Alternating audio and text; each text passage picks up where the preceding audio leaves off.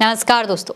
मोदी की नई सरकार बने अभी 6 महीने भी पूरे नहीं हुए हैं और किसान सरकार के लिए एक बार फिर से मुसीबत बनकर खड़े हो गए हैं।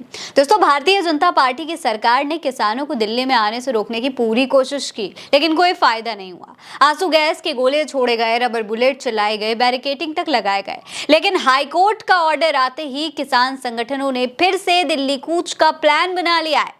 दोस्तों, कुछ ही दिनों में बजट सत्र शुरू होने वाला है, लेकिन उससे पहले किसानों का एक बार फिर से दिल्ली कूच करना भारतीय जनता पार्टी की सरकार के लिए बड़ी मुसीबत खड़ा कर सकता है। असल में दोस्तों, पंजाब के संगरूर में खनौरी बॉर्डर पर किसान नेता जगजीत सिंह डालीवाल की अनुयायी में गैर राजनीतिक किसान मोर्चा की बैठक होने जा रही है। इस बैठक के बाद दूसरे किसान संगठनों के साथ भी बैठक होगी। अब माना जा रहा है कि किसानों की इस बैठक में दिल्ली कूच को लेकर कोई बहुत बड़ा फैसला लिया जा सकता है, क्योंकि हाईकोर्ट की ओर से शंभू बॉर्डर को 1 हफ्ते में खोलने के निर्देश दे दिए गए हैं। आपको बता दें दोस्तों कि सुप्रीम कोर्ट ने भी हरियाणा सरकार से अंबाला के पास शंभू बॉर्डर पर बैरिकेडिंग हटाने के लिए कहा था। इसके बाद फिर पंजाब और हरियाणा हाईकोर्ट ने 10 जुलाई को हरियाणा सरकार को शंभू बॉर्डर पर बैरिकेडिंग को 1 सप्ताह के अंदर हटाने की आदेश जो था वो दे दिया था। अदालत ने पंजाब को भी ये सुनिश्चित करने का निर्देश दिया था कि उनके क्षेत्र में एकत्रित हुए जितने भी प्रदर्शनकारी हैं, उनको जितनी भी जरूरत होती है, जितने भी नियम कानून होते हैं, वो सब उपलब्ध कराए जाएं, बस उन्हें रोका ना जाए। इतना ही नहीं, हाईकोर्ट ने यातायात व्यवस्था सुनिश्चित करने के निर्देश भी दिए थे। हाईकोर्ट ने कहा, दोनों राज्य ये सुनिश्चित करने का प्रयास करें कि शंभू बॉर्डर पर हाईवे पर यातायात बहाल किया जाए और सभी के लिए खुला रखा जाए। जनता की सुविधा के लिए कानून और व्यवस्था बनाए रखी जाए। अदालत ने कहा कि हरियाणा द्वारा नाकाबंदी से बहुत असुविधा हो रही है। दोस्तों, कोर्ट ने आगे कहा, राज्यों ने स्वीकार किया है कि प्रदर्शनकारियों की संख्या घटकर अब सिर्फ 400 से 500 रह गई है।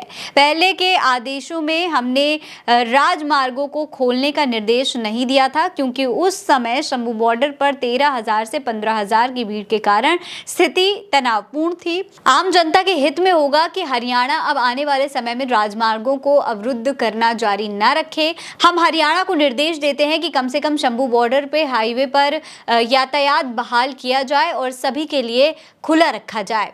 जनता की सुविधा के लिए कानून और व्यवस्था बनाए रखी जाए। अदालत ने कहा कि हरियाणा के नाकाबंदी से बहुत असुविधा हो रही है। दोस्तों, इससे पहले 12 जुलाई को सुप्रीम कोर्ट ने हाईवे को रोकने पर भी सवाल उठाए थे। सुप्रीम कोर्ट ने तब भी ये साफ कह दिया था कि कोई राज्य किसी राजमार्ग को रोक कैसे सकता है।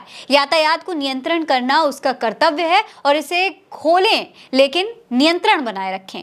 दोस्तों, जस्टिस सूर्यकांत ने हरियाणा सरकार के वकील से कहा था कि आप हाईकोर्ट के आदेश को चुनौती क्यों देना चाहते हैं।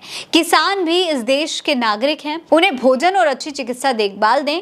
वो आएंगे, नारे लगाएंगे और वापस चले जाएंगे। मुझे लगता है कि आप सड़क मार्ग से यात्रा नहीं करते हैं। इस पर वकील ने जवाब दिया कि वो सड़क मार्ग से यात्रा करते हैं। बेंच ने कहा कि तब तो आपको भी दिक्कत हो रही होगी।